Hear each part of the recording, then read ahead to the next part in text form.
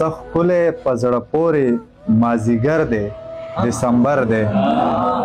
سخ کلی پزړه پورې مازیګر دی دسمبر دی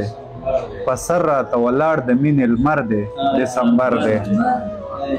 او دلبره ستمګره د یو کال نیټه دې راکړه دلبره ستمګره د یو کال نیټه دې راکړه لا اوس خو تیر شوی نومبر دی دسمبر دی او ساړه دی لکه مست څاروی وجود زما کمزوری ساړه دی لکه مست څاروی وجود زما کمزوری خخ کړی وجود کې راته ښکر دی دسمبر دی منګولې مې طرفونو کې نیولې دي رپېږم منګولې مې طرفونو کې نیولې دي رپېږم بدن مې له یخنۍ وجې ببر دی دسمبر دی او مجال شته که ادریسه په ساړه مې چروت خراب وي مجال شته که ادریسه په ساړه مې چروت خراب وي تاو کړی مې له ځانه ستا څادر دی دسمبر دی د تعلیم شرع بام ته رسي چې د تعلیم شرع بام ته رسي هغه کامونه خپل مرام ته رسي او قانون چې چرته شي بوټانو لاندې قانون چې چرته شي بوټانو لاندې هلته انصاف بیا اختتام ته رسي د وخت باچای غږ ته غوږ نه نیسي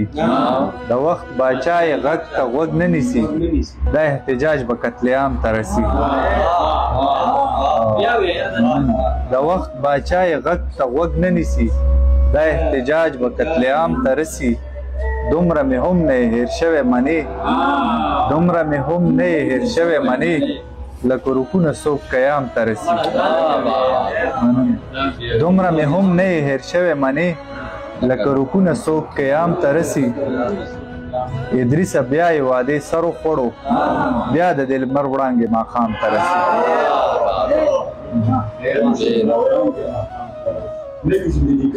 خبره ده خو ټول غږیږي د کار خبره ده خو ټول غږیږي څه په کڼو خلکو کې ډول غږیږي د کار خبره ده خو ټول غږیږي څه په کڼو خلکو کې ډول غږیږي او نری نری لکه ستار غږیږي نری نری لکه ستار غږیږي چې چنغلې سره چنغول غږیږي او یار مې که هر څو داسې غم یار مې که هر څو داسې کم غږیږي یار مې که هر څو داسې کم غږیږي خو چې غږیږي نو په ټول غږیږي او داسې څوک شته چې دا هر څه کړي محسوس داسې څوک شته چې دا هر څه کړي محسوس دغه منظر دغه ماحول غږیږي